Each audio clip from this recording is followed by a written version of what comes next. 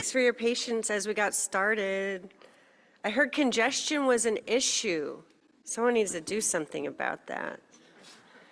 I think we have some people here equipped to at least start addressing it, as mandated by House Bill 2017 and some other things, right? So for those of you who were here on Sunday, this is the fourth and final day. For those of you who weren't, it's the third and final day of the Oregon Active Transportation Summit 2023, Move into Action. This has been a great gathering so far of public and active transportation advocates, professionals, community leaders, and decision makers. Welcome to everyone in the room. I heard some of you had a late night last night after the Pechacucha. Congrats on being here. And for those of you watching from home, good morning to you as well. My name is Sarah Iannarone. I'm the Executive Director of the Street Trust and the Street Trust Action Fund. And we are working across both the 50C3 and C4 side to make sure that we've got the right policy in place and the right people to make the things happen. So we have safe streets for everyone, regardless of their mode or zip code. You know, we're working hard to make sure that voters and policymakers see the universal benefits when we prioritize transportation safety, accessibility, equity, and climate. We talked with some of you last night about our political strategy. We folded up the Street Trust logo, let the Street Trust Action logo come down for a minute. But, you know, our goal is to no longer accept an outdated transportation system that's clearly not working. We can't get to the office on time, we can't get to our conferences on time, and it's really worsening disparities and sacrificing the better future that we can possibly have. It's within our reach. But we need to rethink policy and win major investments that are going to actually save lives, reduce barriers, and expand opportunities to the people in neighborhood our current system neglects. We recognize and acknowledge that past land use and transportation investments in our metro area have had negative effects on local communities, especially those that have been historically underrepresented and underserved. These communities include, but are not limited to, people experiencing low incomes, Black people, Indigenous people, and people of color, older adults and children, people who speak languages other than English, and people experiencing a disability. The Street Trust commits to centering these communities in our policy recommendations and in our discussions here at the summit this year.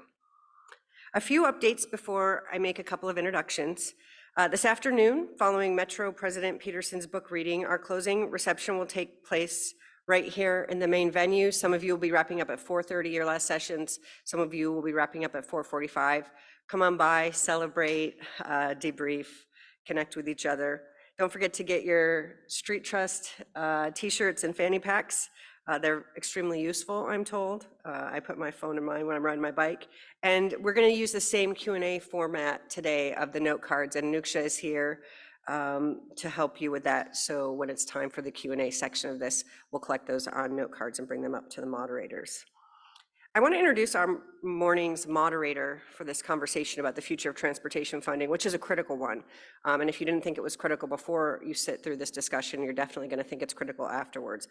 Hagedorn is the Associate Director of TREC at Portland State University and is responsible for the day-to-day management, operations, and provides overall direction for TREC's peer-reviewed research and technology transfer programs and is shaping their workforce development efforts. She actively participates in national efforts on conducting and implementing research. She also oversees programming and delivery of professional development workshops through the Initiative for Bicycle and Pedestrian Innovation.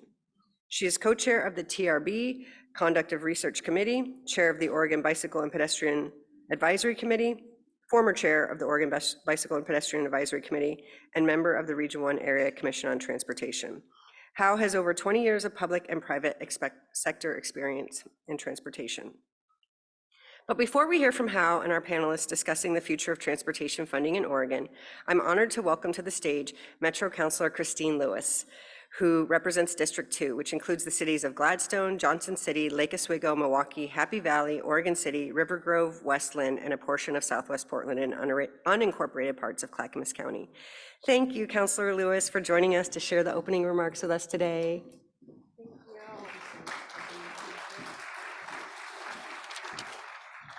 Thank you so much, Sarah, and thank you, everyone. It is an honor to be with a community who cares about our streets, who cares about getting around, and who cares about their neighbors.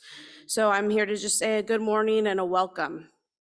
And I was able to attend a little bit of yesterday's presentation.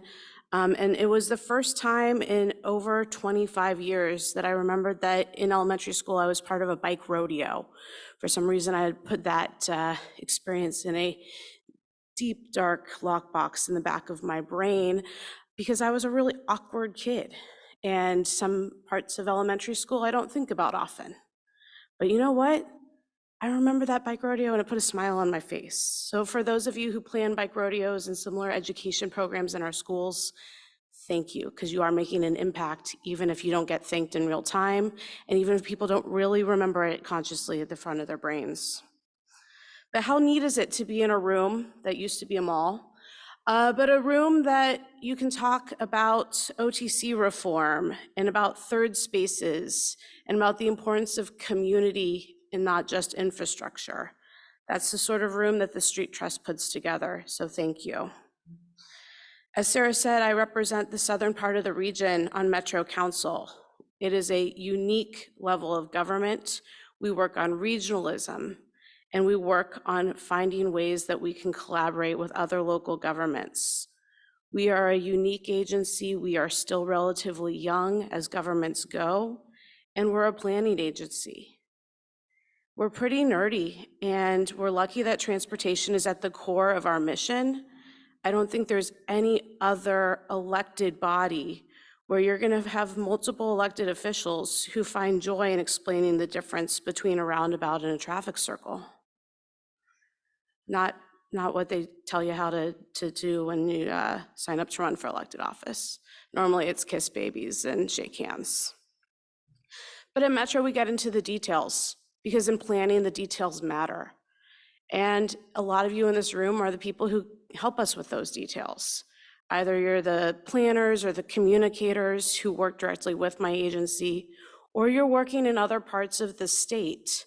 And in many cases, right now, the media and even some of our leaders want to make that narrative an urban-rural divide. It doesn't work in Portland, so we're going to do it differently. That's the Portland way, that's Portland creep, so let's stop it. That's not really how it is. Reality is a little bit more nuanced. It's not an urban-rural divide that we're solving for. I like to say it's the urban-rural interface that is the root of our challenge. The divide might make headlines, it might be how you sort legislative districts, but when I look at how I'm solving for policy, I'm looking for people who live at the interface and have to make choices that are far harder than people who live in a truly urban area or a truly rural area. In the urban area, in our core, the system's designed so that you can easily walk. You can bike with some degree of confidence. In the rural area, there's only one or two ways to get from point A to point B. And yes, we could make those corridors safer. But at the interface, the choices get really harder. Do I wait 58 minutes for the next bus? Or do I find $16 that I don't have in my household budget to pay for parking?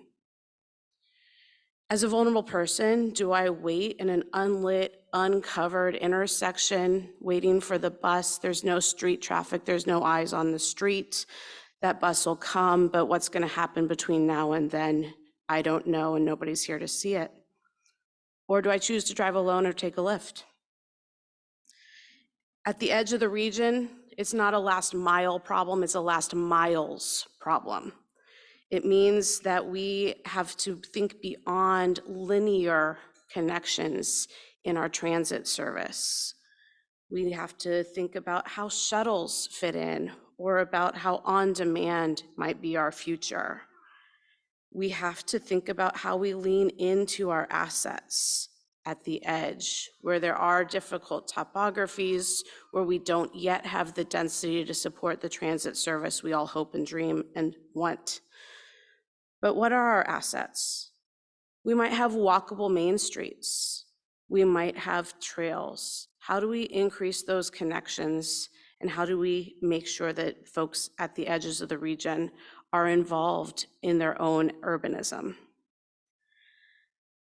Suburban communities look and feel different by design of people who are alive well before I was born. But people who live in those communities today are queer, disabled, people of color, and they live in those communities for all the same reasons I do. You can afford to have a house, you can go to school, be close to where you work at the same time, maybe you're close to family. But the difference is those constituencies aren't as well organized because the infrastructure of organizing isn't there. I want to raise up the Street Trust in particular for putting boots on the ground and putting intentionality in organizing, not just here in Portland. Thank you for having a Clackamas County chapter, and thank you for all of you who are working with intention to be specific in your organizing, your networking, and your thought leadership for the edge of the region. What keeps me up at night? Well, first of all, it's the reset of the 2040 plan. The 2040 plan was visionary a while ago, but at this point I can see 2040 right around the bend. It's when my baby's gonna graduate from high school. It's not far enough in the future for our planning needs. Our RTP, our Regional Transportation Plan, obviously this is the year, but it's not just another exercise in meeting a deadline. It's making sure that our climate and our equity goals are actually at the forefront of our planning process. And it's also making sure that we are on our toes as the gas tax dies and we have new sources of revenue. I'm also thinking this month about the climate funds coming down from the federal government and how we can make the most of them, not only for our climate future here in Oregon, but to make sure that we're on the trajectory to go back to our position in Oregon as a leader in the nation. We can't rest on our laurels. We have to innovate. Innovation means taking risk, and that means I need all of your help to make sure that we're taking the risks that are worth it. I'd like to end just with a provocative thought. If we all fall into one of two categories, either meaning makers or action takers, which are you? When faced with a new challenge, a difficult decision, do you think about it and try to make meaning of it? Do you rationalize? Do you do perhaps what you were taught in planning school? Thoughtfully approach it. Or are you an action taker? You see something and you say, that's just not right. I may not have a complete, full picture. I may not have complete information, but I see something's not right. I'm going to take action. Many in our planning and infrastructure world have been coached into being meaning makers. I hope that we can all think a little bit more about the action that needs taken and how as a community we can work together to become action takers. Thank you all for your time and your patience this morning. I'm sorry I was probably the reason we're late, and I look forward to a good conversation on the panel today. Thank you.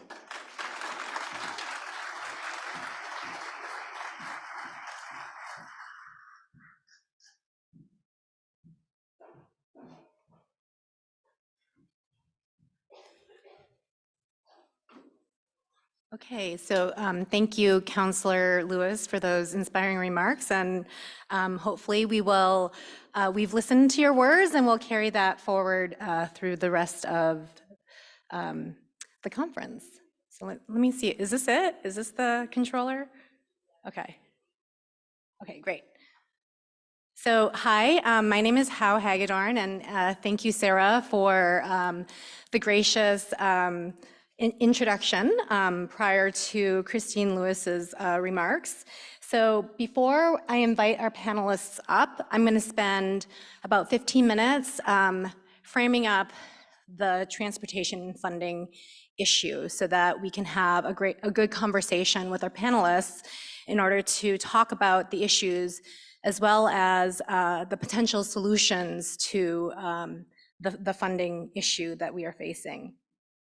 Transportation funding is complex. Okay. Transportation funding is complex. The transportation system that we all experience every day is funded by a mix of funding from federal, state, as well as local sources. So this is a graphic that shows how funds flowed as of the 2018 Portland Regional Transportation Plan. And it's really difficult to see. But again, this sort of reinforces the fact that this issue is complex. The general idea is similar in other places. Federal and state funds play a very large role in funding the system, and there are a variety of local sources as well.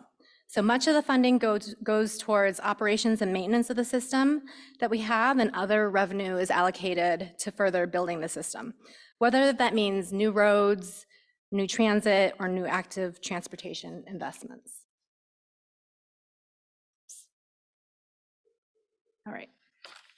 So let's look at it from the state perspective, because the state has the largest pot of funding.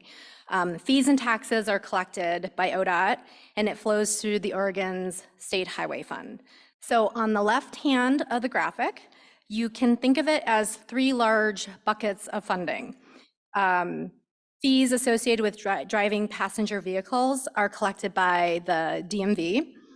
We also have fees and taxes on freight, and fuel taxes that are collected when you buy gas at the pump. On the other side, you have the uses of the funds.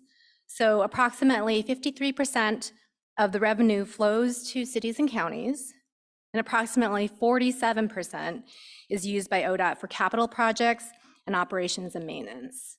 However, if you look at the 47% that goes to ODOT, about 20% is applied to debt service to pay for the $1.3 billion in bonds issued to pay for the OTIA bridge repair program that was completed about a decade ago. And I'm not sure when that debt will be paid off, but it will continue for about another decade or so. So the entire transportation system is aging at all levels, and we are failing to do preventative maintenance that would avoid costly rebuilds.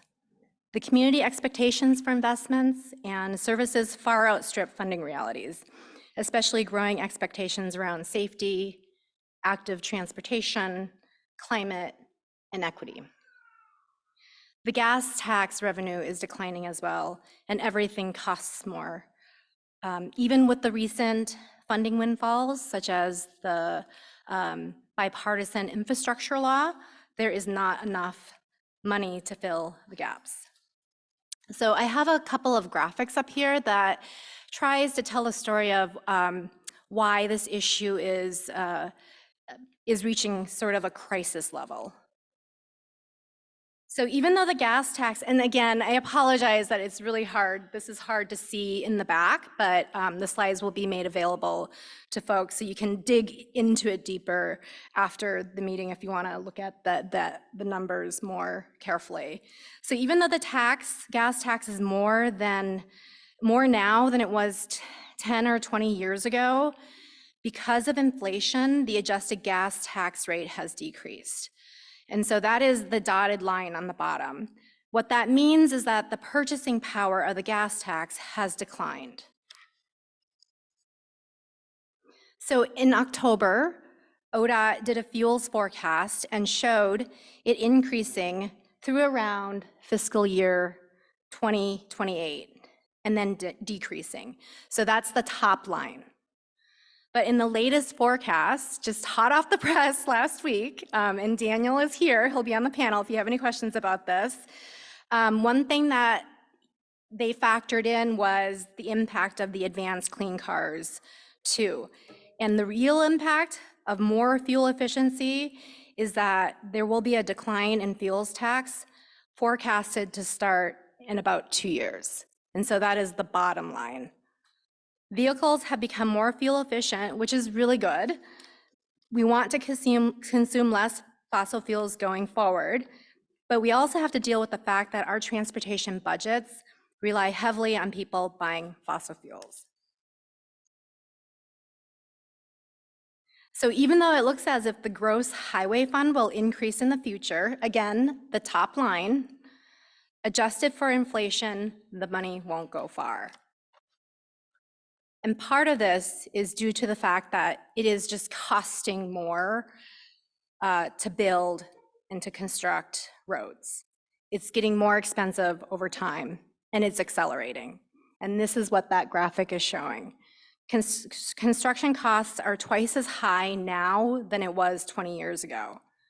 And we've all experienced inflation. It's tough at the grocery stores. Think about how much it costs for eggs, or in my case, hummus. Like, I feel like I can't even afford hummus at the grocery store these days because it's so expensive. And it's even worse for road conditions. And because transportation funding is so heavily dependent on fossil fuels, it is at odds with our climate and equity goals. We don't want people to drive more in order to have enough funds for sidewalks and bikeways. Gas taxes, vehicle registration fees, parking fees are all regressive, and it places a larger burden for lower income Oregonians. Metro recently did a study on equitable transportation funding research, and if you want to look into that issue in more depth, they have a report online that you can refer to. There's also a growing awareness of the need for new and more progressive funding tools.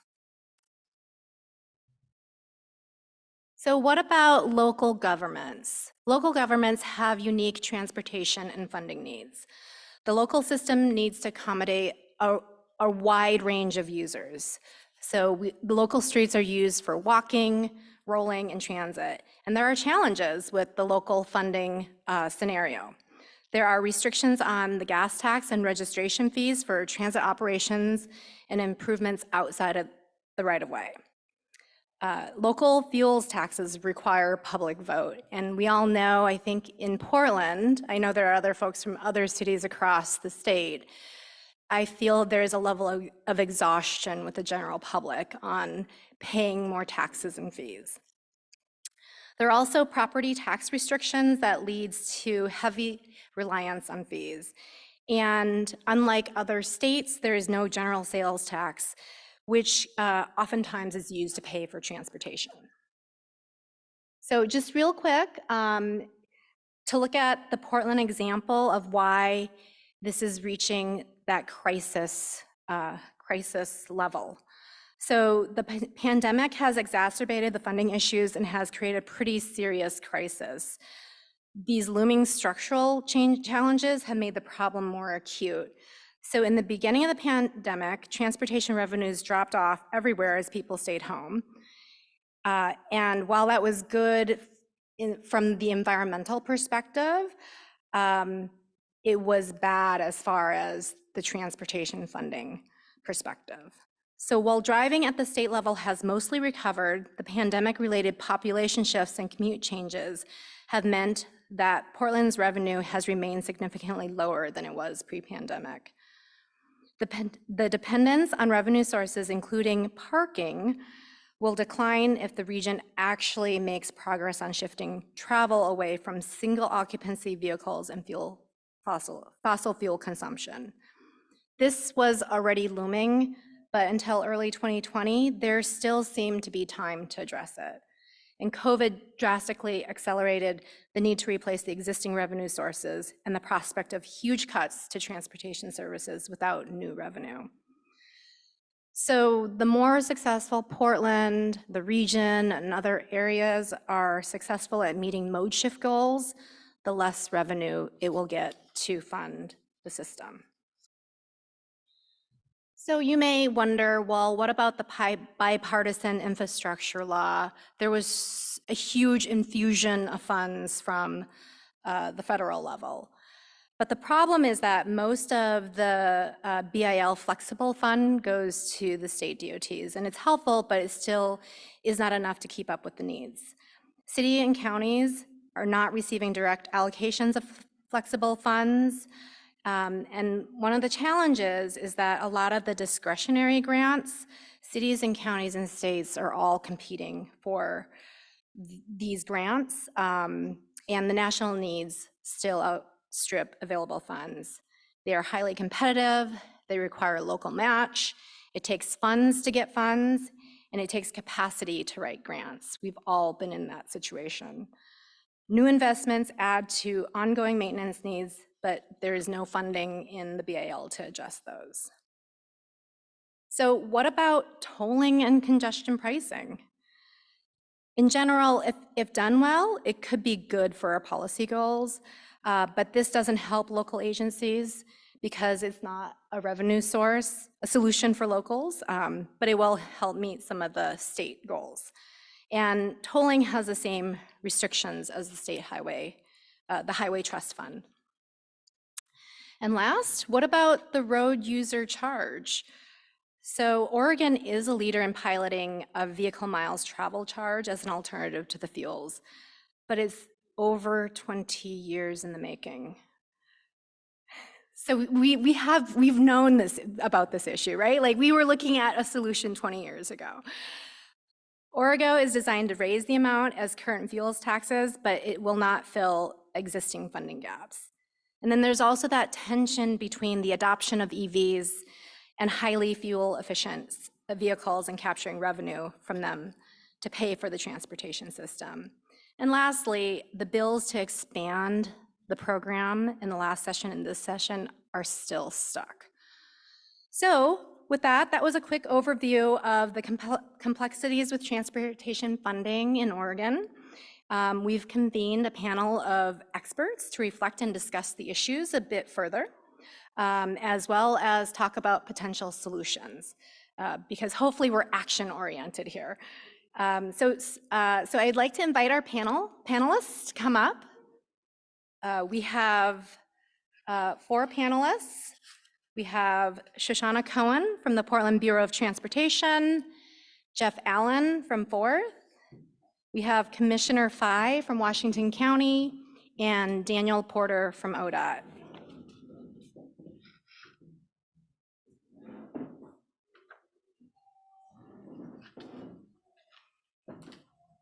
So starting with Daniel, please introduce yourself, your agency, and we'd love to hear from you about what the biggest challenge your agency faces as far as transportation funding. Right, great. Thank you, Hal. Good morning, everybody. I would say for the record. Oh, good grief. This is not a legislative hearing.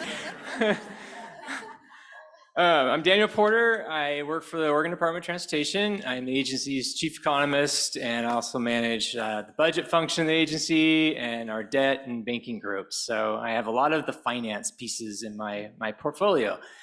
I've been with ODOT for almost 20 years, so I've seen a lot of change in that time period, both in terms of like the focus being from a very highway focused agency to now becoming much more like multimodal focused. Saw through the Great Recession and then the agency sort of trimming our budget a little bit coming out of that, not knowing what was going to happen because of really just a very sluggish recovery in the economy. And to the point where we are today. And the question is, what's the biggest funding challenge that you're facing? And for ODOT, you would not believe this because you think of like House Bill 2017 is this huge infusion of cash into the state in general, and then the bipartisan infrastructure law, adding additional federal revenue on top of that. But we hearken this kind of the Charles Dickens, it's best of times, it's the worst of times. We look at a tale, we call it a tale of two budgets. On one side, we have this massive amount of revenue coming in that supports projects and specific programs. So a lot of the construction, that's really a lot of it aimed at preservation and safety, and then new programs, that is all of this dedicated funding going to these. And then the other side of our budget is our operations maintenance funding. So what it takes to run the agency, what it takes to run our basic maintenance functions, which is like, potholes and striping and those like minimal paving kind of work. We haven't seen increases on that side of the house and since the 90s. And so it's just inflation has been slowly eating away, and it's at the point where we're having to cut, and we cut our budget this biennium, and we're looking at another, which is about 5%. We're looking at another like 5% next biennium, and then another 5% the following biennium without any additional help. So that's going to actually have like real impact on services, like DMV services and maintenance services, because we just don't have any money to go to that side of the house, because the other side is is very prescriptive about the revenue, the new revenue, where it can be gone, where it can go, where it can be used. So that's our biggest challenge right now, is trying to work with the legislature and trying to get some action around additional operations and maintenance funding that can help the agency out and hopefully help our local partners out as well and provide funding for them too. So thank you. Great, thanks for that, Daniel. Shoshana? Thanks. Good morning. Shoshana Cohen, Portland Bureau of Transportation. I am the Intergovernmental Revenue and Policy Affairs Manager in PBOT's Office of the Director. I've been with PBOT for about 8 years, I believe. And I'm not a finance person, I'm not an economist, I'm more of a policy person, but I do work on a lot of sort of revenue-related initiatives. I've also been involved in PBOT's work related to congestion pricing and tolling. And I do a lot of sort of intergovernmental work. Me and my team sort of help make sure that Portland's interests, PBOT transportation interests, are sort of part of discussions at the state level, at the regional level, at the federal level. As Daniel said, we are facing PBOT in particular, I would say even more. I'm going to try to compete here and say PBOT is in really a funding crisis. Sort of all of the structural issues that you heard about, gas tax declining, costs increasing, our funding sort of out of step with our goals, where we're in this place where we need people to drive so we can fund our roads. All of that is true, and as Hao mentioned already, sort of this looming funding crisis where we've been sort of trying to reimagine and be creative and deal with for a while. Things just took a dive during the pandemic. At the beginning of the pandemic, things really took a sort of went off a steep cliff. And in addition, the sort of gas tax, the statewide gas tax, I believe, has mostly recovered. There's been some shifts within the state, which means that Portland, and I think others in the metro region too, are still getting a little bit less proportionally than they were before. And then one of the things that has hit us, frankly, hardest is the drop in parking, with more work from home, with just sort of things changing within the city of Portland. Our parking revenues have really not recovered to anywhere close to pre-pandemic levels. So we started cutting those, and parking and state fuels tax are also the two things that we use for our sort of flexible revenue, that, similar to what Daniel said, is sort of how we run the transportation system, how we fill potholes, how we stripe the streets, how we make sure that traffic signals are working and crossings are safe, how we do some of our smaller safety improvements as well, and even how we do at PBOT, we use some of that core revenue for project development and planning for the future of the transportation system. So it goes to some of the improvements that I think many folks in the room would like to see. So we had to take our first sort of cut due to revenue changes at the beginning of the pandemic in the fiscal year 1920 fiscal year, and we have submitted. We're in the sort of final stages of the city budget process for the fiscal year 23-24 year, and so that's our fifth year budget cuts we've submitted this year, and they're pretty. They're severe at this point. We have been sort of doing as much belt tightening and as much sort of finding efficiencies as we can, but there's no longer ways to sort of take that level of cuts and not have it impact the services that people see. And we are projected to have to continue this next year too. So I would say that our funding challenges are pretty considerable. And as much as I think Hao said, there is fatigue around any new revenue sources, we absolutely know that, and yet feel like something's going to have to change if we want to be able to continue to deliver the transportation system that we think Portland deserves. Great, and we're going to move over to the county perspective. So Commissioner Fye, if you can reflect a little bit on what you think is the biggest funding challenge for your agency. Thank you. Good morning, everyone. Anybody from Washington County here tonight? Yes, good to see you. Good morning. My name is Nafisa. I probably should pause for a second and just do a quick introduction. I'm a Washington County Commissioner. I was elected in 2020. I ran in 2019 and got elected in 2020. I would say it's a different than the normal trajectory of who's been elected in Washington County. First person of color to be elected in the County Board of Commissioners. I ran because, not that there's anything wrong, you know, the representation part of the board was lacking at that leadership level. And I don't know if anybody knows, I think there's a perception out there that this side of the county, you know, this side of the state is more diverse, but actually Washington County is one of the most diverse counties in Oregon. The highest diversity population is heavily concentrated in Washington County, and I think we don't tell our story better, but I think that's something we're working on. But we have a lot of diversity, and that was one of the reasons to really empower and mobilize the community to demand representation at that leadership level, and got elected. My background is in health, and you're probably wondering what in the world is a health person doing at transportation. But when I ran, you know, I represent Beaverton, Cooper Mountain, Aloha, Reedville area. And I say that because if you, especially folks from Washington County know that is where also, if you disaggregate the diversity that exists from a social determinants of well-being, that district is where the socioeconomic diversity is also heavily concentrated. So we have a lot of the working people, a lot of the poor people are heavily concentrated in that. So when you have people who have less, what do you see? A lot of problematic roads.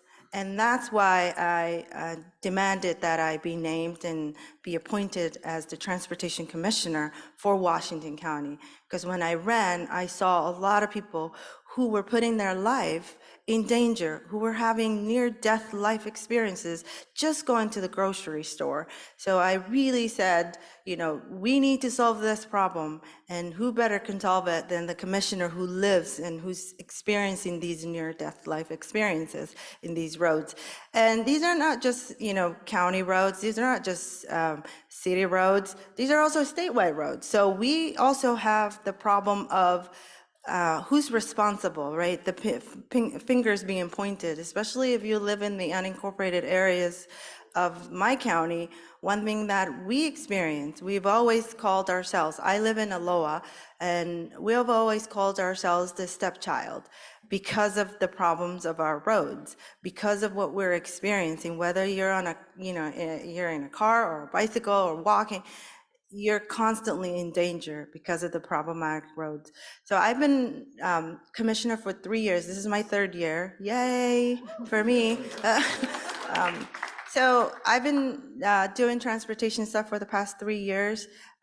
My rhetoric or my narrative or anything I say, it's not from a politician. I really try to represent the voices of me, myself, when I was a community member. Now that I'm wearing this hat as a commissioner, I try not to take off that hat, because I think that's where we can make a real life change, is if politicians, all of us, you know, if we take off the hat of, oh, you know, I'm this, or the hat of ego sometimes comes with that politician hat. So I try to really just focus on, you know, the brick and mortar of the problem. What are we actually trying to solve?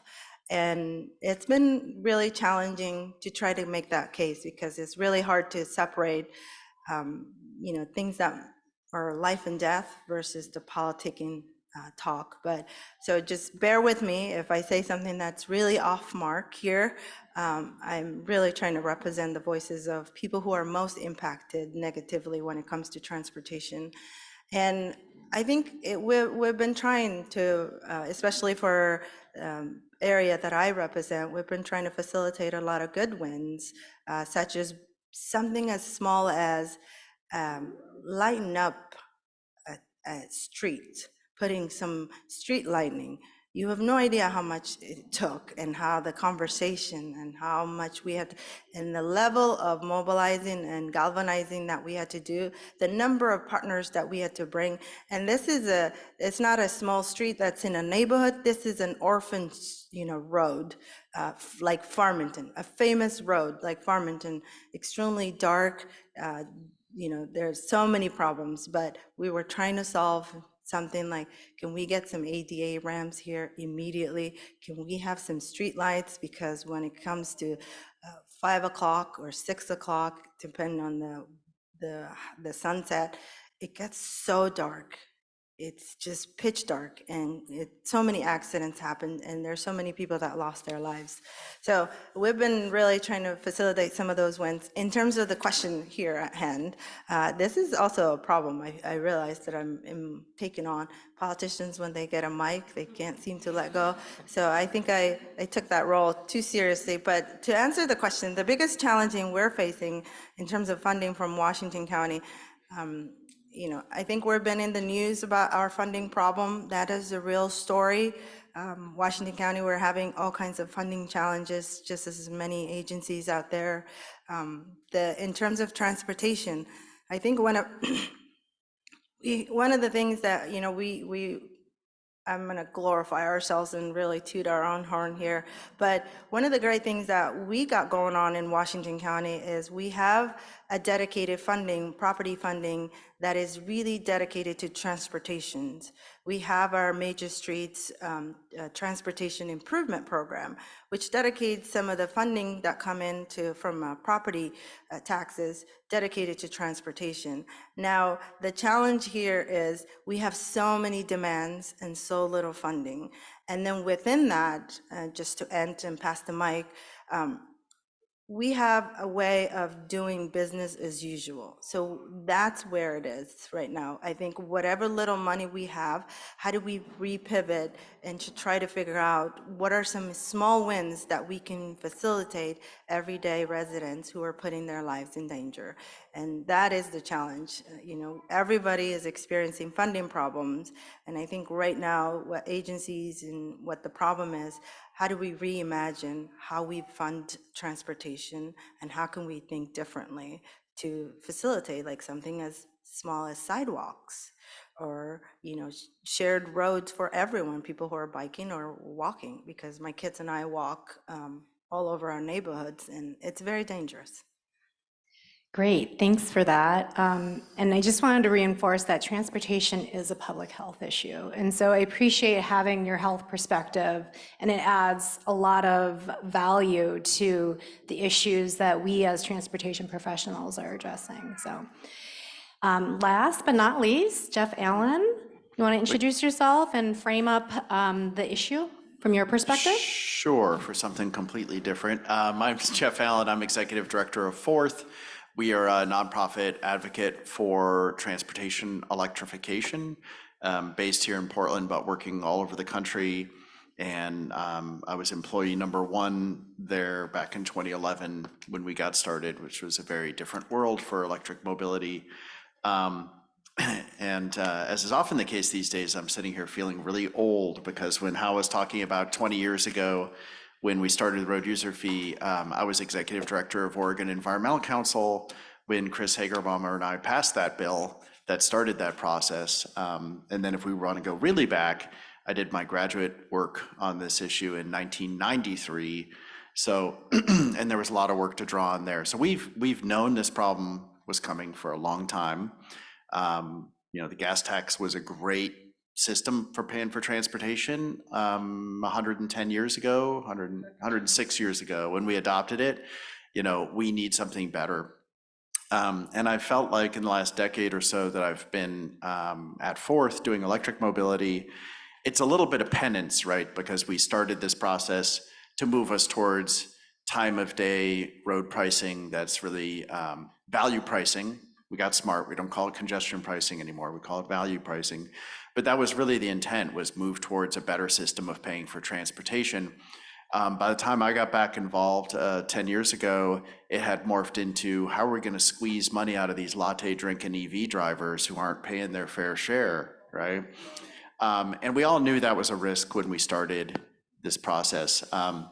And so a couple of challenges or roles for me, the fundamental in terms of biggest funding challenge, the biggest funding challenge is how are we going to pay for transportation when no one is buying gasoline anymore, right?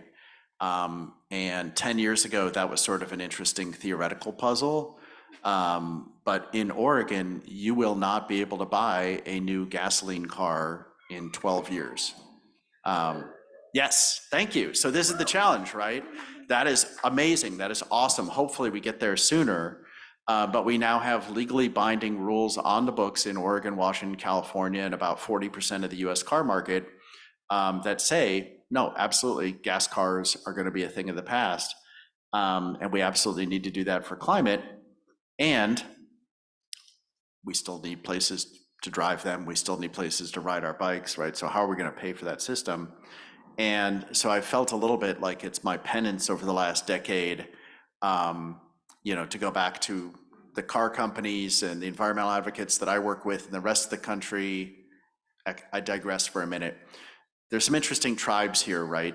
So there's folks in the environmental community who work on electrification, who are coming out of the energy world, who are like, oh yeah, well, that's fine. We'll just, first of all, I will say what we've seen is a lot of these efforts to make EVs pay their fair share, quote unquote, that my transportation electrification community generally sees as oil industry funded, Koch brothers backed conspiracies to suppress transportation electrification. And they're not all wrong.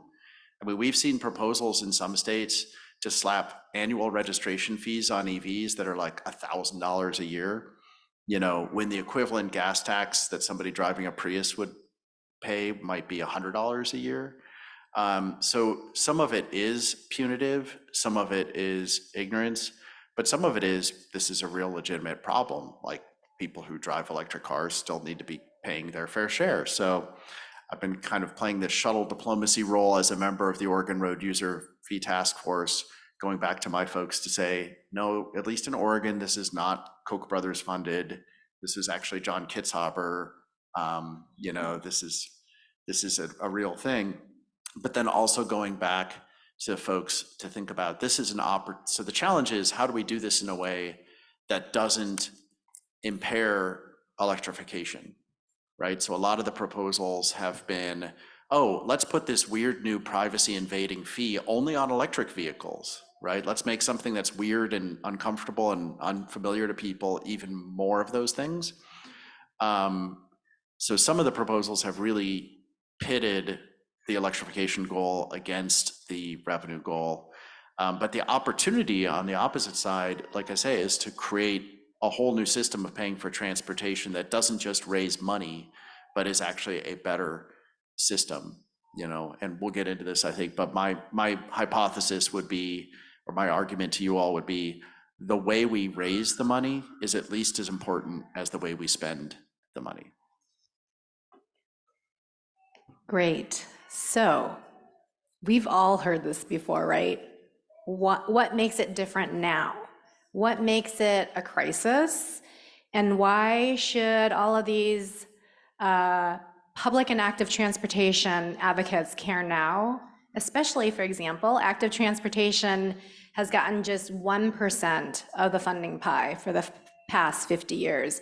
Why should we care? And I'm going to open it up to the entire panelists. I don't have so it's a free-for-all. So I don't know who wants to grab the mic and start off. Since I was just talking, I would say it is what I just said, that we founded this Clean and Just Transportation Network here in Oregon, and folks may be familiar with Verde and OEC and Climate Solutions. And one of the first conversations was, oh, we need to bust the gas tax, right? Because that's been the conversation for 30 years in Oregon. We are now at a point where we can pretty objectively say that is a waste of time, because the gas tax is going to be irrelevant in another 10 to 20 years. What we need to do is create a new system that is mode blind from the beginning.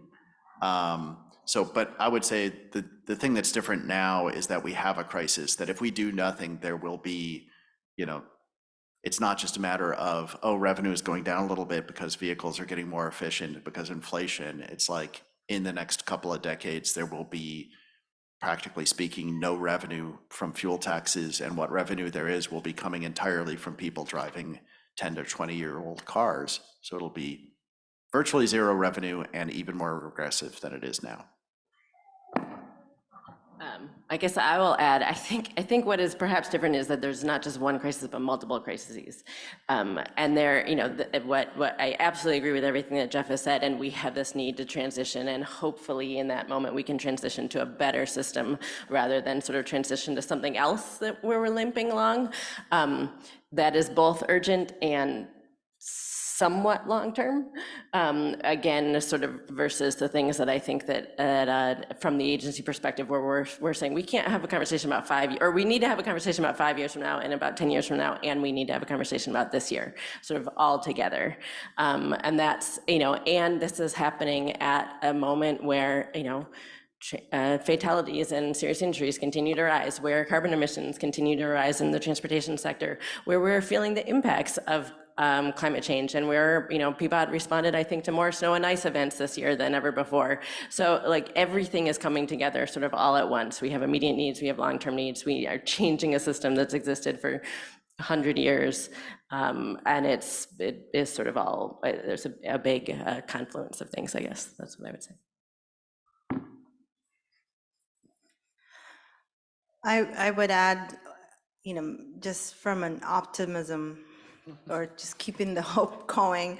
I think what's different now is there are a lot of good people who are pushing the powers of buttons. So I think there are so many people who care about transportation, from, things that matter to me, I would say, the values that I have in terms of how we should prioritize what gets done in terms of transportations. So I would say there's a lot of really good people who are being in positions of power who can make a difference. And I actually tend to believe there are a lot of money for transportation, and we are spending it on the wrong, the wrong things. I think there's a lot of enough. We just need to reimagine what different looks like and what we can do differently, because the definition of insanity is just repeating the same thing over and over and expecting different. So I think we need to rethink about what we've been doing in the past and what improvements have been prioritized, and not focus on, sorry about that, but not focus on highways, and but really figure out what makes a difference for residents that live in that neighborhood, and how prioritizations of transportation improvements happens, and where those conversations and prioritizations happen, and who's there in the room when those things are happening. Is usually a few decision makers, and then all of a sudden that, oh, we've heard 400 people, it seems to be enough, when we're actually talking about over 500,000 people who are going to be impacted, who are going to be utilizing this road. So I really think challenging how we prioritize, and the conversation of where is the funding going. I really appreciate what Jeff said. It's important how we raise it and how we spend it, and look into that. So I think really we have a lot of good people. Make your cases, don't give up. All of you who are transportation advocates from active transportations, and meet as many people as you can. I think the more people, and appeal to those people that what the real challenge is. And I would share one small example is, when we were doing the street lighting and the ADA ramps for Farmington, we had to meet with ODOT, and I remember asking, what do you need? Do you need to hear from 5 people, 10 people? And bringing those voices and really making the case. And I remember being told that it will take 3 or 5 years to get ADA ramp on that highway. And sure enough, a few months later, the project was going and it was happening. Now it's coincidence, because I think things were already lined up and there was a breakdown of the communication. It didn't happen because we asked for it. But sometimes pushing expedites things, and sometimes meeting with those right people expedites things, and talking to the actual decision maker who could say, what's the holdup here? So I think there are a lot of money. We are spending on the wrong things here, but there are a lot of good people out there that we should be meeting, that we should meet, who are really making a lot of good things happening here. And also, there are new money coming in, right? Tolling, I don't know if Daniel is going to touch on this, but tolling means new funding, and how we're spending that funding. Should it be within that just corridor, or should we explore different ways that we can cut that pie? Because we're talking about a lot of money. We're talking about tolling all hours, all lanes. That's a lot of money that we're charging residents. And how do we spend? I think we should we should explore creative ways to redistribute that money so that everyone benefits. Everyone, not just people who are in cars, who are utilizing that facility, but everyone. I think neighborhoods who are going to be impacted by diversion should benefit from that money. I think people who want to, get off their cars or don't even have a car, want to utilize transit, should benefit. We should give some of that money to transit, invest a little bit in public transportation. Same thing with sidewalks. I think it's all hard conversations, right? I think we should just explore everything and figure out what percentage gets what. So. Thank you. I'll just add, I think, just really quickly, that some of you have probably been working on, transportation issues for a long time, and you know that it takes time, especially a legislative process, takes years to get any actual change through. Most of the time, sometimes you get surprised and it's really quick, but most of the time it takes. Think about our Origo program and the road usage charge.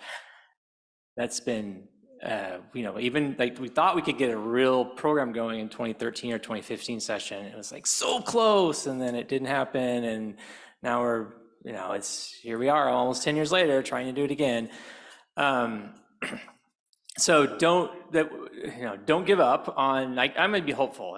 Don't give up on advocating for what you care about, right? It just, sometimes it takes time. And then what's different now really is, as Shoshana said, we can actually show that because Oregon has adopted, California's Advanced Clean Cars 2 rule, the fuels tax revenue is it's in a death spiral heading downward over time. And we can literally say, this is exactly what's happened. This is our law, and this is what's the expectation is.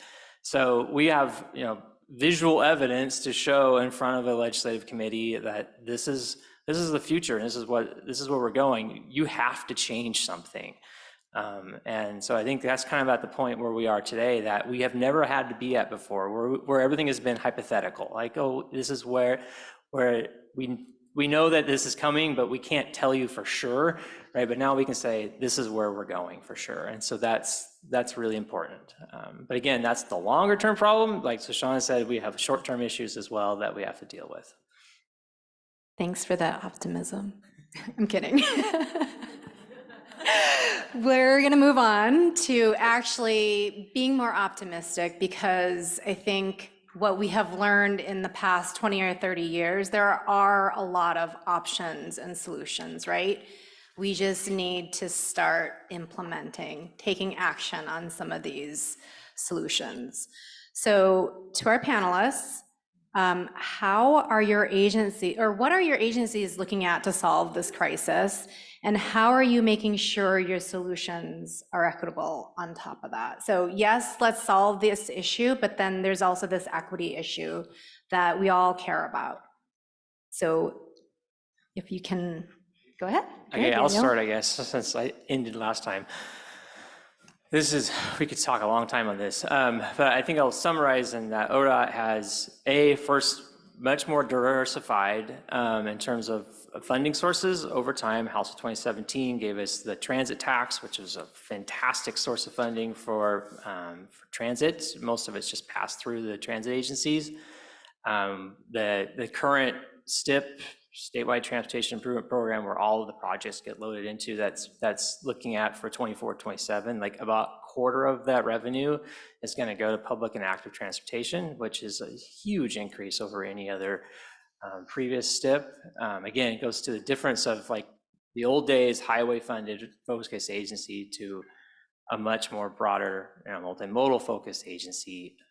There's a lot of room still to go, and it takes time, but this is a big step for us. And then really from the main highway fund side of it, where we're looking at DMV and commerce compliance and fuels taxes, sort of our three-legged stool of transportation funding, that especially with that fuels tax stool leg getting really wobbly, we're looking at tolling and road usage charge is sort of the extra two legs to come in and really shore that up. And road usage charge, as Howard said, we're looking at that as a replacement to fuels tax. And that is not obviously going to happen right away, right? It'll be a long time when there's both of them at the same time. But the idea is that you're not paying both, you're paying one or the other, not both. But it's that ability to sort of shore that up that's really important. And then the tolling piece provides that funding for really two different places. So you have the tolling that's associated with projects like the Abernathy Bridge or the Interstate Bridge, which are really about the projects. And the tolling is in part congestion, but really also about funding the construction project that would not be funded any other way. There's no other money to do that. And then there's the congestion pricing, which is this regional mobility pricing program, which is about sort of managing that system such that you get better flow and that the trips that are on the system are on the right trips at the right times in the right places. That's kind of how I've been putting it. And so that it makes people think, do I really need to make that trip? All right, or do I need to make that trip now, kind of thing. And then for the equity piece, right, this is where having a different way of funding gives you more flexibility. So like within the toll program that we're looking at, we're implementing a low income program on top of that, so that users who maybe don't have a choice or just their income is much lower than they can't afford as much, there's going to be some sort of discount. There's going to be some sort of way for them to get a reduced toll rate or a no toll rate, depending on the situation. And so you could do the same thing with any of these pricing models, where it's road usage charge or tolling, that you can't do on a fuels tax. That thing is paid at the distributor level, and everybody has to pay it.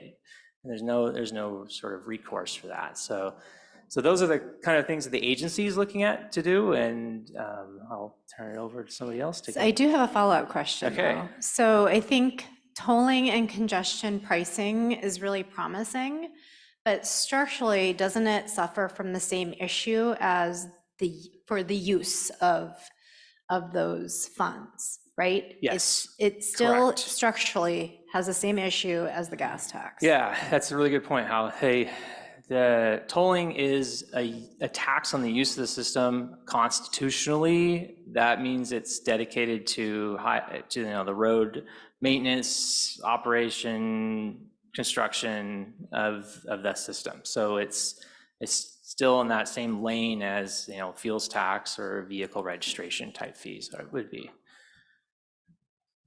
Jump in.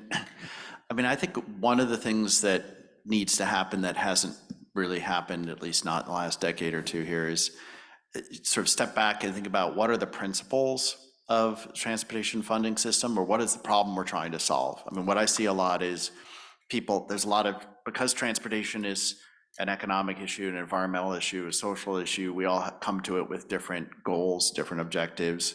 So I think one thing that'd be really helpful to start with is try and get some high-level agreement on the principles, the goals. We want stable funding, we want economically efficient funding that gives people a price signal if you're imposing more costs on the system. We also want it to be equitable so that historically underserved communities are able to get the mobility that they need. We want it to be environmentally sustainable, right? So we want to reflect if your mobility choice has a higher impact on pollution and on the environment. And I would say we want it to be multimodal or mode blind, right? We don't want the way we raise the funding to dictate the way we invest the funding. Second, and related to that, I think the fundamental challenge to me and why I've spent 30 years on these road user fees and so forth is the need is endless because it's free, right?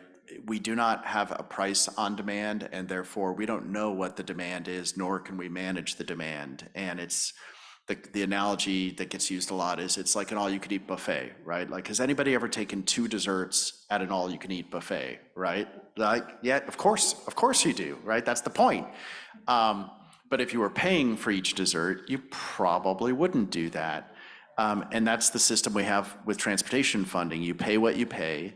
Most of what you pay is fixed, right? You pay your car payment, you pay your insurance payment, or you pay you buy your bike, whatever it is. And then there's a little incremental bit that you pay for fuel taxes. But that fuel tax payment has nothing to do with when and where and how you use the system. And so consequently, people are always going to want to expand capacity, right? Because it doesn't cost them anything. They don't see a price to it. And I think most people underestimate the thing about transportation is it's a game of marginal percentages, right? Like you shift 5% of the demand. This room, you know this, right? But most people don't. You shift 5% of the demand, that's a huge impact.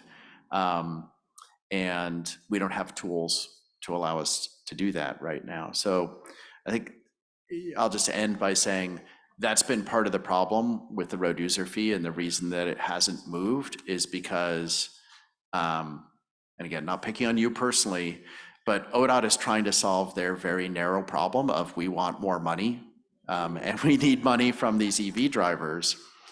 And what they've heard from us, from the environmental community, from the equity community is, no, we're not going to help you solve that problem unless you're also creating a system that reflects environmental impacts, that has strong equity protections in it, that reflects congestion pricing, right? But this is a case where you need to make the problem bigger in order to solve it.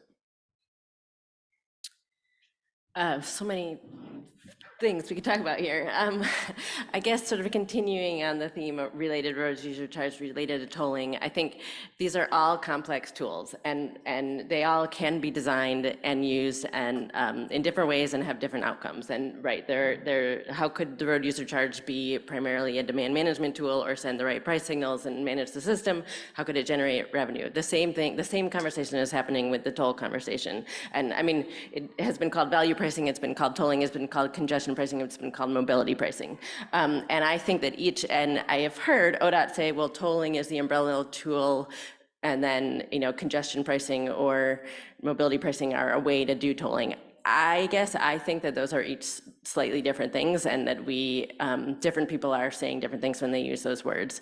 And I do think that it matters, and I do think that the design conversation about how ODOT is setting up tolling on I-5 and I-205 matters tremendously, both for the revenue conversation, tremendously for our climate outcomes, and tremendously for our equitable, the transition to a more equitable transportation system. And I think revenue, there is the low-income toll program. I'm really glad to see ODOT working on that and thinking about how to not have the costs sort of burden those who have been disproportionately burdened already. I think the use of the revenue, and I think Commissioner Fye said this, but is super important. And this is one place where on sort of the hopeful, what can we do side, I think sort of staying engaged in this conversation and figuring out if there's going to be a lot more revenue generated in this region, in a place where we need a lot of revenue for a lot of things, how are we using that intentionally to achieve the outcomes we want? Not just charging more and burdening folks and clearing the highways, but how are we making this a system that works for the local system, for the regional system, and giving people the alternative so they don't have to get on the highway, and making it as easy as possible. And I know you all know the importance of that, but I think that the how was actually I was part of the City of Portland's pricing options for equitable mobility project. How was part of that, and we spent a year and a half with community members sort of thinking about how do you design pricing in a way that advances not just climate or equity or climate and mobility goals, but also equity goals. And again, revenue was one of the like sort of top finding how to use the revenue. So I think that's one of the solutions we all need to sort of pay attention to at the in this moment. And then I do sort of back to the complexity of the problem and the sort of compounding problems we have after decades of funding challenges and acknowledging funding choices. There are decisions that have been made at all levels that could be different and that can be different, and again, encourage you to stay involved. But I do think, certainly speaking again from the local level, it will be hard to continue to create the system that we want unless we actually have some more revenue. And we hear from bicyclists who are upset over potholes, the same as drivers, and it will be hard for us just to stop doing some of the basic maintenance and create the system that we want. We need more more protected bike lanes on the sides of streets, not just to sort of let streets disintegrate. So I think that there are choices, and we all need to pay attention, and we're going to need some more at the city level probably soon. So. And I'll just add just a little bit and say that, when we talk about transportation funding, transportations, but there are so many different, like what makes up the transportation funding. And I've always had a hard time of figuring out what role do developers play in the transportation funding piece of it, and how could they better contribute, because everyone benefits when we have good roads. So I think really figuring out, and I'm so glad that for the last couple of years in Washington County, we passed an ordinance that requires developers. We actually had to pass an ordinance to require. For me as a newcomer, I thought, why weren't we doing this many years ago? But it's never too late, and we started this.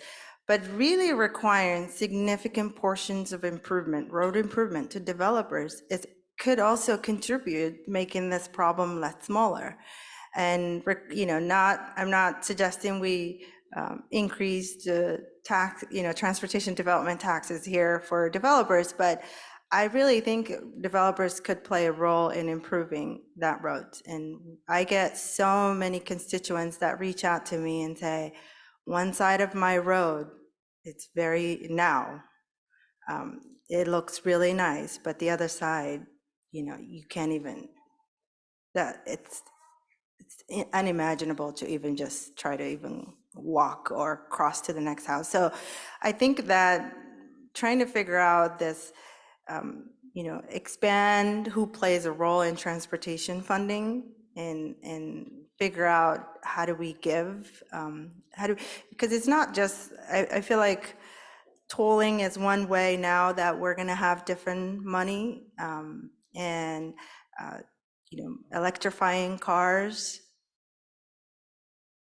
I think people are thinking about creative ways of expanding the transportation funding, but also there's other sources that we're not utilizing that could really play a bigger role in transportation, and especially for residents, which means good sidewalks and good areas to bike and good parks and whatnot. So I think that's one. And in terms of making sure equitable, I think that's even a bigger conversation, I feel like, because transportation, one of the things attracted me to be a transportation commissioner for our county was, there was unequitable distribution of resources. There were areas that were having really fancy roads, and then there was area that were having deadly roads. And just the easy question of just being in the room and asking, why is that when we're the sole responsible party here, yet two sides of their neighborhoods, one are flourishing with good sidewalks and good roads, but the other. So I think the equity question, I think it depends on who's in the room, and I would always advocate for people to to, to follow the numbers, because I think that's one thing helped me, because I'm a person of color, and obviously as soon as I talk about equity and things like that, it's a real thing, and I'll just point it out right now. I get asked, are you using the race car here, Nafisa? So I think that's a reality. So one thing I'm cognizant is I follow the numbers, and I say, where are we distributing and dispensing these resources when it comes to transportation? And then you'll realize that how unequitable neighborhoods, not even communities of color, just following the numbers, you'll see that the haves and the have-nots are real story, and it's not a story people are making it up. And then you'll, so I would say just follow the numbers when it comes to equity, and see who's benefiting when it comes to transportation, and what neighbors are being funneled most of the resources. So yeah, I'll end right there. Great, thanks for that. So we have one more question before we move into Q&A. If you have pressing questions that you want asked, I believe you can submit them to Sarah, who is standing over there. Okay, and Anushka too. So the last question is, I know that you have all been representing your agencies, and Daniel, you've been taking the heat for ODOT. So now I would just like to hear from you, each and every one of you, if you had a magic wand, and you can speak for yourself, you don't have to speak for your agency, how would you solve the transportation funding problem? Okay, so this is me talking, not me ODOT talking. Although there are probably a lot of people in ODOT that would agree with me. If I had a magic wand, so what I would do, we've talked about this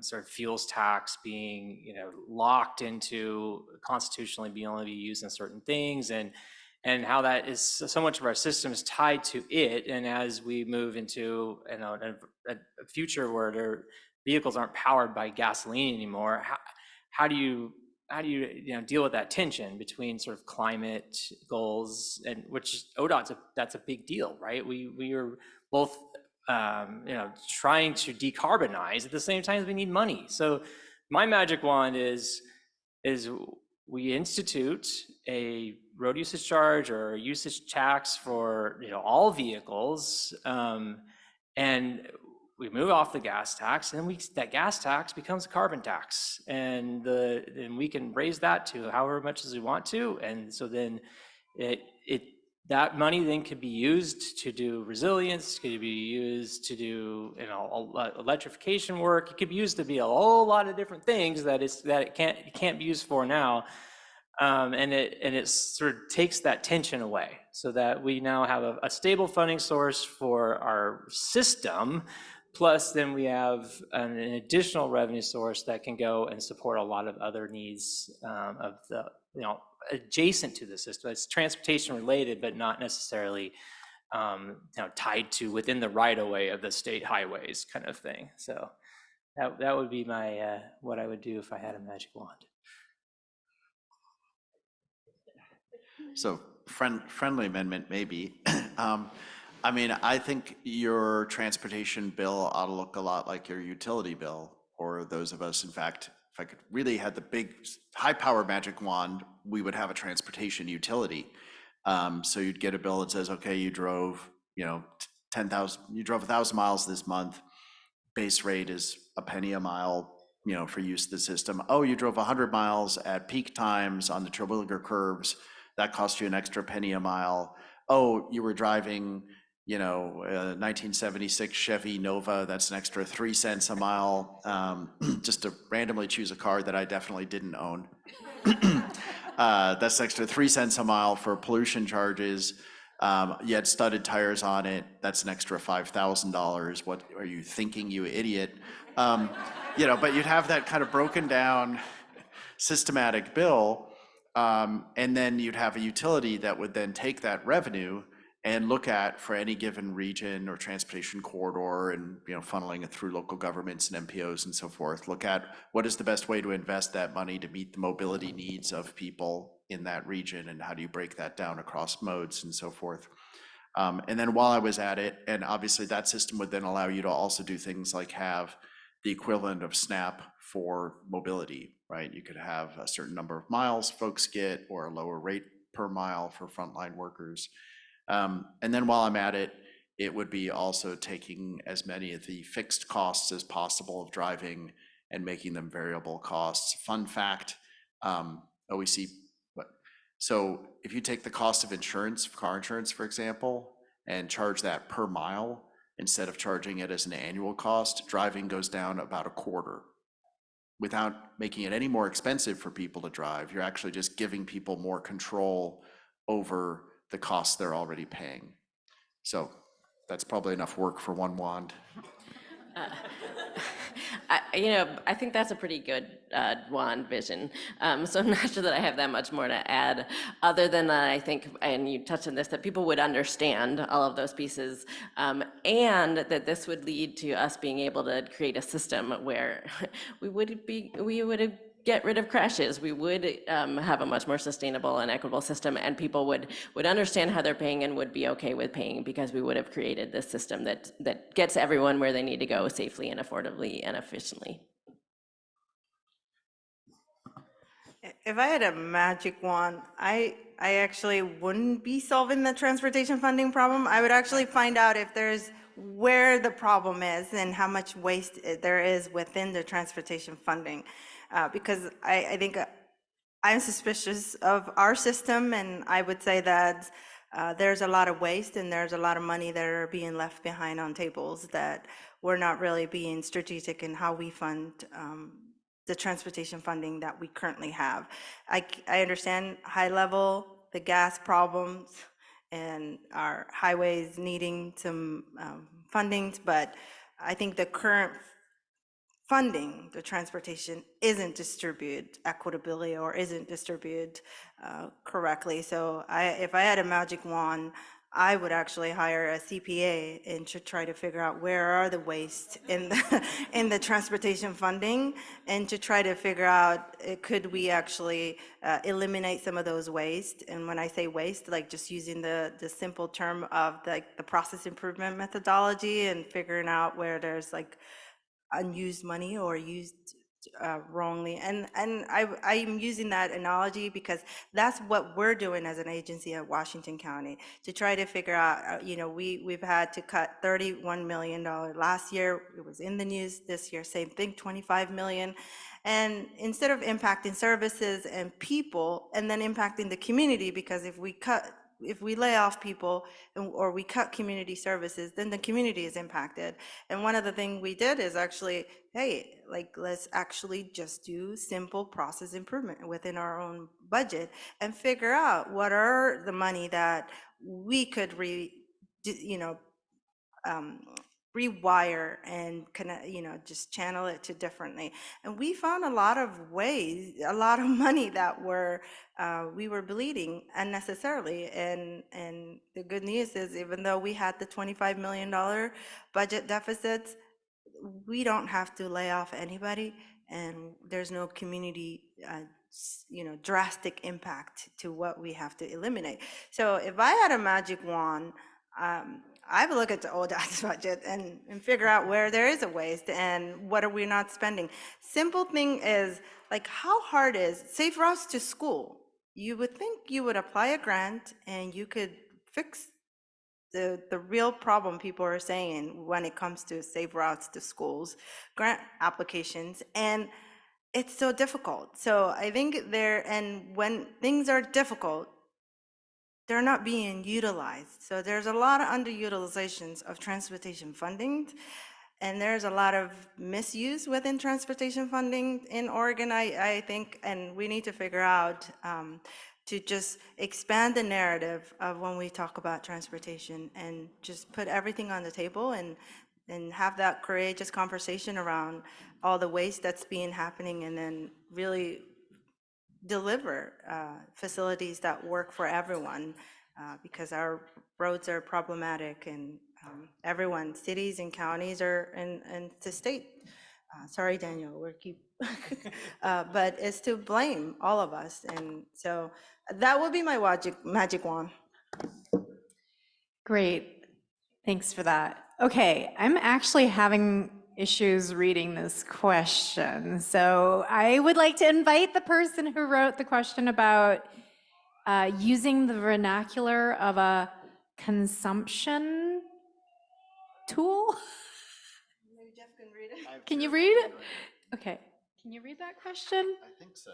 Okay. Should be, why are we not using the vernacular of a consumption tax or a road consumption tax? It should be means tested and statewide, but big problems require big solutions. From a psychological perspective, humans understand consumption, and if they consume, they pay. As the closest parallel to the gas tax. Yeah, I think that gets to the gist of it.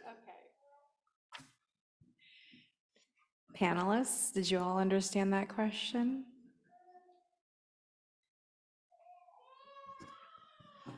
I think we try to call especially that fuels tax as a user tax, or a weight mile tax as a user tax, which is the same thing as a consumption tax. Maybe we could look at, making it more explicit that you pay for what you use. And that's, again, while that's not it's progressive and it's not a very equitable method currently with that fuels tax piece of it, but that principle is still the same on what we're trying to move to on a road usage charge. It's a user pay principle. You're paying for what you use, whether it's a certain time of day on a certain road. But and I think what Jeff is getting to about the utility bill, I think that actually is going to be, that's a reality. I believe where we're headed with the road usage charge is that you will see exactly how much you paid in tax. So for what you use. So right, oh, there is a connection between what I'm paying to what I'm using, instead of this hidden fuels tax, which is, yeah, you pay it, but you don't see it. It's not written on the pump anywhere or anything like that. And so you sort of internalize that it's not in front of you. So I think that's where we would really want to go, because right now people aren't taking that in consideration. They're not operationally putting that in their budget in their head, and as a way as it would be where I'm paying this much to travel this distance kind of thing. Anybody else? Yeah, I guess I would just underline, you're right. People have no idea how much they pay in transportation taxes. And when I say people, I include legislators. I had a legislator grill me about how EVs couldn't possibly be paying their fair share because he just spent, $60 filling up his pickup truck. I'm like, yeah, but only 2% of that is tax, you understand, right? Like, no, they didn't understand that. So I think you're right that if you got a bill that said you drove this many miles and here's the cost per mile, that would be much more transparent to folks. I guess the only other thing I'll say is, and we used to say this a lot when I was at Oregon Environmental Council, like everybody loves polluter pays, like make polluters pay, polluter pay principle, that polls really well until it's you, right? So I gave a lot of talks to industry groups where I was like, you think you guys have a good lobby? You know who has a really good lobby? Drivers, because it's everyone, basically. So I think we got to be careful with the language of, it's a user fee, so it's fair in the sense that you use more, you pay more. But some of the language that I would use if I was talking about a carbon tax on, industrial polluters doesn't play as well. And the last thing I'll say, because you mentioned the 2013, how we got close, actually it was 1997 when Governor Kitzhaber introduced a per mile fee instead of a gas tax increase in the Oregon legislature. He introduced it. The next day he went to testify on it, and his opening remarks were, I understand this is not an idea that is popular in this building or anywhere else on earth. And by the next day it was dead, right? So it's been around for a while. Can I just add just one thing? We have talked about user pay that is accepted and I think is the future. and thinking about it at PBOT, we just struggle with, even if we're having users pay more proportionally during high times or for more carbon pollution and things like that, we will still have this sort of hard incentive where then we need people to do the things we don't want them to do to fund our bureau. I don't have a solution for this because I think that it is in the future, but it is an uncomfortable position to be at an agency that really doesn't want people to drive more and will not want people to drive more, even if they're paying a little bit more per mile. So it's just if anyone has a great solution, let us know. Great. Oh, one more question. Okay. Wow, that went quickly. And I have like a handful of questions up here. So maybe let's end with, what do you expect the 2025 legislation to do about the funding? Isn't that the elephant in the room, right? So let's talk about that one. And then I would love to hear all of your thoughts on that. So, and then we'll end on that note. Yeah, I'll start with that one because that's a lot on my mind right now. So I would say 23 session is just building up to a 25 session. So there's a few bills that are coming together that aren't.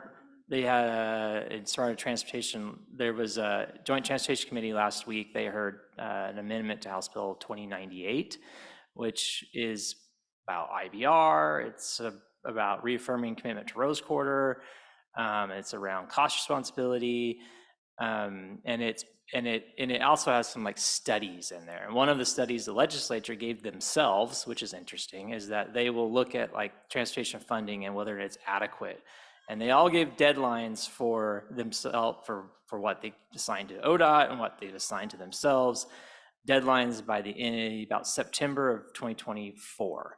So everything will be done leading up to next big 25 session. So you have that bill, and then there's that's kind of the main piece that sort of sets up this big conversation that's expected to happen in 25 session around a broad kind of the next major transportation package and what that looks like. And from the agency, we're hoping for an operation maintenance sort of focused transportation package, and there will be a lot of other things added to it because that's what the legislature does, right? They have, but that's kind of our goal. But yeah, next at 25 is the big one that we're looking for, looking forward to.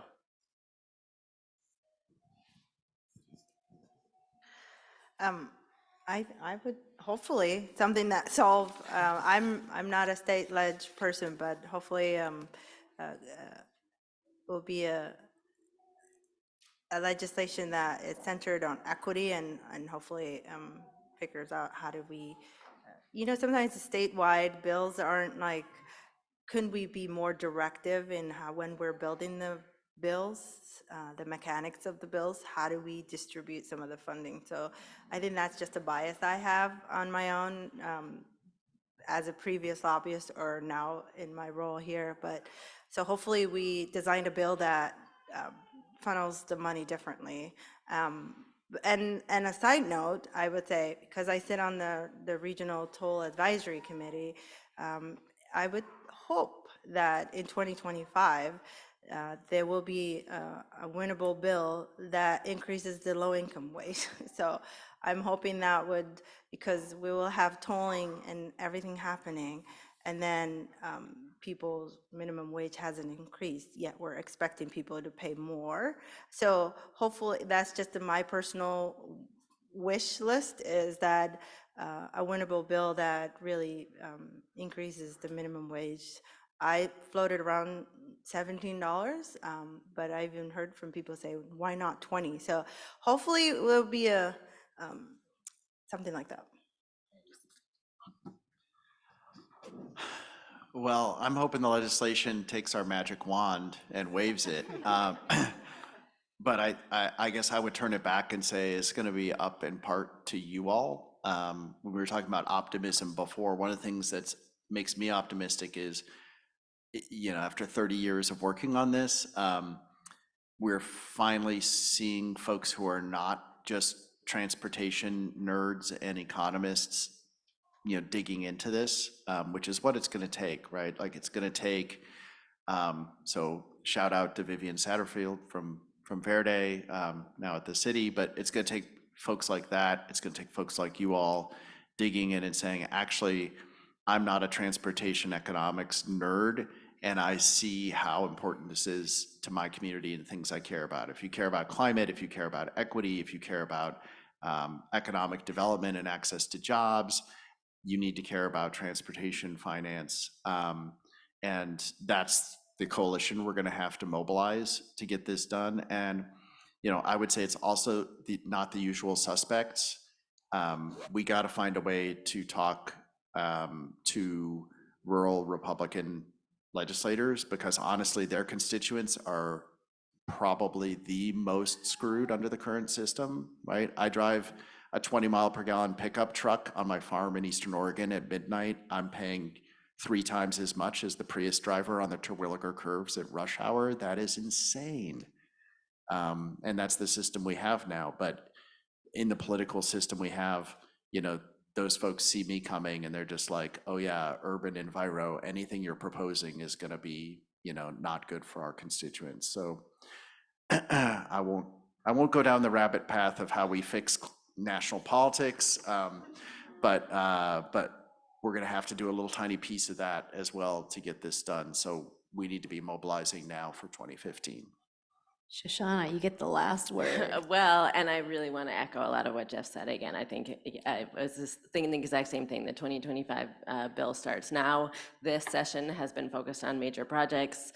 It seems like that is just continuing and not going to shift much. But if we want to talk about how we fund the local system, how we transition to the road user charge, I think in 2025 we will hopefully both be advancing that conversation and talking still about a sort of a bridge funding proposal in 2025, because I don't think we'll be ready to bring everyone on to road user charge then.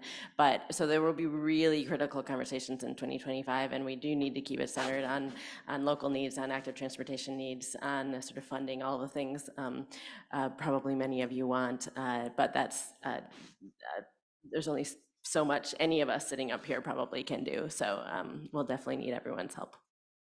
Everyone's, they Sarah, meant it, right? So Yes. real You have one quick, more? real quick, I have one last slide up here. If you want to dig more deeper into the funding issue, there are a bunch of resources and links and studies that Metro and PBOT and ODOT have done, so you can become informed so that you can take action and help the legislature understand the depth of the problem and the potential solutions for this transportation funding issue. Go ahead, Sarah. Well, I was just going to say, yeah, do what they said. Everybody get involved. And can we give a big round of applause to Vanessa and Jacob, our ASL interpreters as well, and to our panelists. Thank you very much. This is the beginning of the conversation, by no means the end, and where it goes from here is up to you. So thanks, everybody. We appreciate your expertise and perspectives. So our last plenary of the morning is likewise a critical conversation. We're going to be discussing the intersection of houselessness and transportation safety. It's a big, important topic. We're curtailing our coffee time a little bit just because we got that late start and I don't want to cut that time short. So grab your coffee, here's your bio break, and remember we've got a big social hour at the end of the day where we can all recreate and chit chat our ways out of this summit. So we'll be back here at 11 for the last plenary of the summit. Thank you very much.